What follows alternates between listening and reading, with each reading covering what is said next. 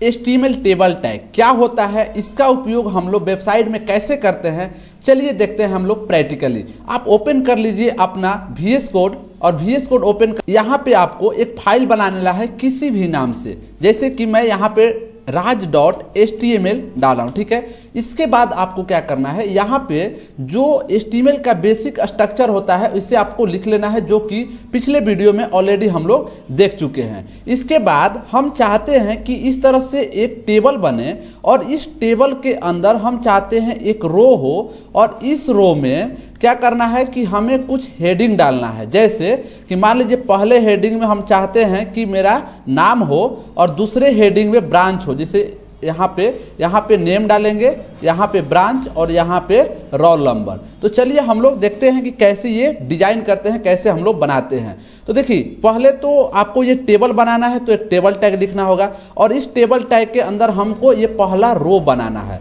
तो आपको करना क्या है, यहाँ पे सिंपल सा लिखना है टेबल, और टेबल टैग के लिखने के बाद हमें जब रो बनाना होता है अपने टेबल में कहीं भी, तो हम उसके लिए यूज करते हैं TR टैग को। और TR टैग के बाद हमें करना क्या है, तो अब हमें डालना है इसके अंदर कुछ डेटा वैल्यू, जिसको बोलते हैं हम लोग हेडिंग।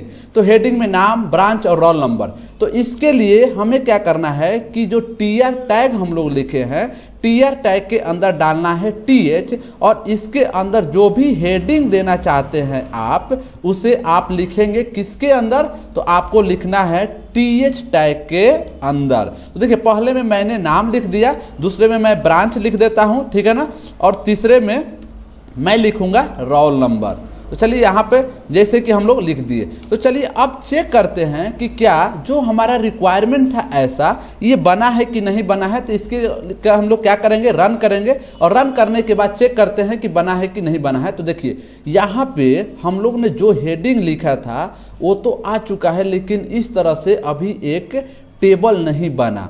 तो टेबल क्यों नहीं बना, तो इसको हम लोग देखते हैं। तो देखिए टेबल क्यों नहीं बना, क्योंकि यहाँ पे हम लोग टेबल के अंदर बॉर्डर नाम के एट्रीब्यूट्स को नहीं लिखे हैं। तो चलिए इसको हम लोग लिख लेते हैं, क्योंकि हमें फाइनली टेबल बनाना है। इसके बाद बॉर्डर के बराबर बाद क्या लिखना है, आपको यहाँ पे वैल्यू डालना है। आप 1 डाले, 2 डाले, 3 डाले, आप अपने हिसाब से डाल सकते हैं। इसका इफेक्ट क्या पड़ता है मैं आप लोग को प्रैक्टिकली दिखाऊंगा। तो देखिए यहाँ पे जैसे ही हम लोग डाले और Ctrl+S करेंगे, अब आउटपुट देखिए जो हमारा रिक्वायरमेंट था ये इस तरह से बनकर रेडी हो चुका है, ठीक है ना। अब जो है कि ये पूरा बॉक्स बनेगा, कैसे इसमें डेटा डालेंगे तब ये पूरा बॉक्स बन के आ जाएगा, जो कि डेटा डालना है, बाकी ये बॉक्स बन चुका है, ठीक है ना। अब बात आती है कि हम लोग इसके अंदर डेटा कैसे डालते हैं। तो देखिए डेटा डालने के लिए आपको करना क्या है, फिर से एक टेबल TR लेना है, क्योंकि दूसरे रो में हमको क्या करना है, डेटा डालना है, और इसके अंदर एक टैग का नाम लिखना है जिसका नाम है TD, और यहाँ पे आपको वैल्यू डालना है। तो पहले में मैं डाल दे रहा हूँ संगम, और दूसरे में ब्रांच डालूंगा CS, तीसरे में रोल नंबर, और फिर हम लोग देखेंगे कि क्या ये डेटा यहाँ पे आया है कि नहीं आया है, ठीक है। तो चलिए यहाँ पे रोल नंबर मैंने डाल दिया 3। अब देखते हैं अपने आउटपुट में कि क्या हुआ है। तो देखिए यहाँ पे हमारा डेटा आ चुका है, जो एक टेबल बनना चाहिए था, टेबल भी बन चुका है और इसमें डेटा भी आ चुका है। आई होप कि ये टैग आपको समझ में आ चुका होगा। Table tag, TR tag, TH tag और TD टैग। अब अगले टैग के बारे में देखते हैं हम लोग। अब ये दो टैग है बहुत ही इंपॉर्टेंट है। पहला है रो स्पैम और दूसरा है कॉल स्पैम। ये क्या करता है, चलिए इसको भी हम लोग यहाँ पे प्रैक्टिकली देखते हैं। तो देखिए यहाँ पे हम चाहते हैं इस तरह से, मान लीजिए हमारा जो टेबल था, इस टेबल के अंदर हम चाहते हैं कि क्या करें कि हम इस तरह से 2 हेडिंग बनाएंगे। एक हेडिंग में डालेंगे नेम और दूसरे में डालेंगे सब्जेक्ट नेम। और नेम में क्या डालेंगे कि यहाँ पे मैं बनाऊंगा 2, चाहता हूँ कि ये 2 जो है ना कि फर्स्ट नेम और यहाँ पे हो लास्ट नेम, यानी कि ये जो नेम है ये 2 रो को आपस में ले रहा है। और यहाँ पे मैं अलग अलग सब्जेक्ट डालूंगा, subject 1, subject 3, S1, S2, S3। अब देखिए यहाँ पे क्या हुआ है, एक हेडिंग हुआ जो कि नेम और दूसरा हुआ सब्जेक्ट नेम। तीसरा जो है कि यहाँ पे जो है कि हम एक और हेडिंग लेंगे, यहाँ पे हेडिंग क्या डालेंगे, फर्स्ट और लास्ट नेम और सब्जेक्ट 1 सब्जेक्ट 2। तो इसको कैसे डिजाइन करते हैं, इसके लिए हम लोग सिंपल सा यूज करते हैं रो स्पैम और कॉल स्पैम। तो कैसे यूज करते हैं चलिए इसको हम लोग देखते हैं। इसके लिए मैं यहाँ पे एक नया टेबल बना रहा हूँ रो स्पैम और कॉल स्पैम देखने के लिए। और इसके बाद हमें जैसे पता है कि टीआर डालना है, टीआर डालने के बाद हम क्या करेंगे कि फिर से हमें हेडिंग डालना है। जैसे कि यहाँ पे मैंने 2 हेडिंग डाला, नेम और सब्जेक्ट नेम। अब इसके अंदर मुझे एक और हेडिंग डालना है, तो फिर से एक टीआर टैग लेंगे और टीआर टैग लेने के बाद यहाँ पे नेम में फर्स्ट नेम लास्ट नेम डालेंगे और सब्जेक्ट में सब्जेक्ट 1 सब्जेक्ट 2 डालेंगे। देखिए तो यहाँ पे सब्जेक्ट 1 सब्जेक्ट 2 सब्जेक्ट 3 है, फर्स्ट नेम लास्ट नेम है। फिर इसको हम लोग देखते हैं कि क्या हमारा आउटपुट जो है उस तरह से आया है कि नहीं आया है। तो देखिए यहाँ पे नेम और सब्जेक्ट नेम तो आ चुका है, लेकिन अभी भी टेबल नहीं बना है। तो आपको ऑलरेडी पिछले वीडियो में बता चुका हूं कि टेबल बनाना है तो इसके अंदर क्या डालना पड़ेगा, बॉर्डर डालना पड़ेगा। और बॉर्डर में इस बार मैं है ना 2 डाल दे रहा हूं। देखिएगा पिछले वाले से जो है ना ये थोड़ा इसका थिकनेस ज़्यादा आएगा। तो फिर देखते हैं हम लोग, फिर से आया। लेकिन अभी हमारा रिक्वायरमेंट क्या था कि ये नेम जो है ना कि 2 रो के लिए, यहाँ पे फर्स्ट नेम और लास्ट नेम आएगा और यहाँ पे अलग अलग तो नहीं आया है। तो इसके लिए क्या करना है, यही चीज हम लोग सीखने वाले हैं। यहाँ पे डालना है आपको कोल स्पैम और यहाँ पे डाल देना है 2 और इसके अंदर डालना है कोल स्पैम और यहाँ पे डाल देना है 3, क्योंकि हम लोग चाहते हैं क्या कि यहाँ पे हमें 3 चाहिए। तो देखिए यहाँ पे नेम आया और यहाँ पे सब्जेक्ट नेम। तो नेम में क्या गया, फर्स्ट नेम और लास्ट नेम। सब्जेक्ट में यहाँ पे आप देख रहे होंगे कि subject 1 subject 2 subject 3 first name last name आ गया। अब हमारा काम क्या है, इसके अंदर डेटा डालना। तो चलिए हम लोग देखते हैं ना, इसके अंदर डेटा डालने के लिए थोड़ा सा इसको जो है ना मैं BR टैग लगाया तो ताकि दोनों में डिफरेंस दिखाई देने लगे, ठीक है ना। तो देखिए ये दोनों का कमाल आप लोग देखे होंगे कि क्या कर दिया। अब इसके अंदर हम डेटा डालते हैं तब चीजें जो है ना कि क्लियर होगा। तो फिर से TR टैग लेंगे और TR के अंदर क्या लिखते हैं हम लोग, TD लिखते हैं, ठीक है। और TD के अंदर में है ना जो भी नाम डालना है उस नाम को हम लोग यहाँ पे डालते हैं। यहाँ पे जैसे पहले वाले में मैंने नाम डाला रवि कुमार और ये सब्जेक्ट का जो है ना मार्क्स डाला, ठीक है ना। मैं कोड लाया ताकि आप लोगों को टाइम बचे, आप लोग इस तरह से टाइपिंग कर लेंगे। अब देखिए यहाँ पे फिर से हम लोग आउटपुट देखते हैं क्या आता है। तो देखिए यहाँ पे फर्स्ट नेम में रवि और लास्ट नेम में कुमार आया है और S1 में S2 में इस तरह से मार्क्स आ चुका है।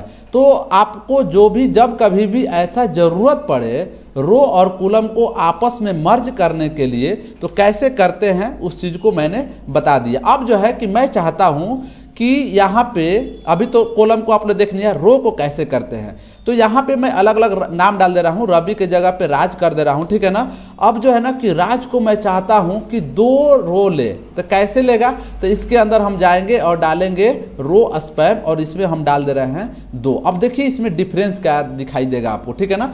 तो देखिए यहाँ पे जो है राज जो है 2 रो ले चुका है, जबकि यहाँ पे राज के बाद हम लोग चाहते हैं कि इसका जो कुमार है यहाँ पे कुमार, इसको भी हम लोग रो डाल दे 2। तो यहाँ पे हम डालते हैं रो स्पैम 2। इसके बाद जो है ना टेबल थोड़ा अच्छा दिखाई देगा।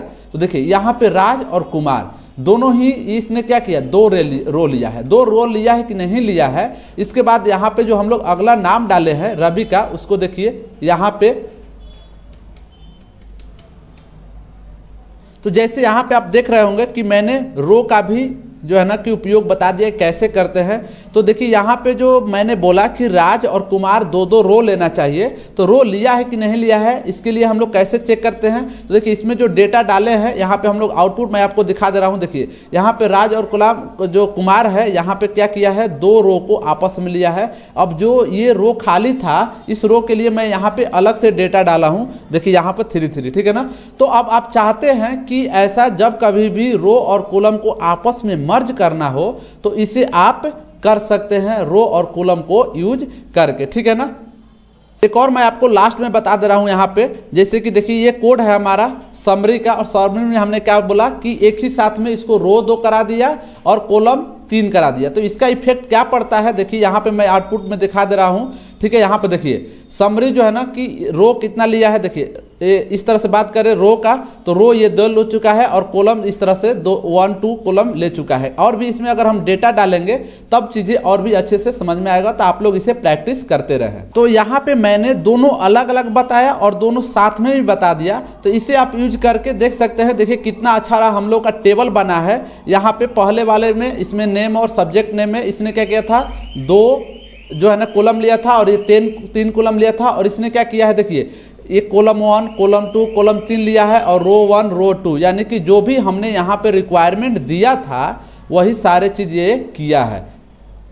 तो देखिए यहाँ पे सारे चीज़ हम लोग डिस्कस कर चुके हैं, ठीक है ना। इसमें और भी कुछ जो टैग है, जैसे कि यहाँ पर टी बॉडी है, टी हेड है, टू फ्यूटर है, इसका आप लोग यूज कीजिएगा, इसका उतना इंपॉर्टेंट नहीं होता है, फिर भी मैं आप लोग को यहाँ पे प्रैक्टिकली दिखा देता हूँ कैसे आपको यूज करना है।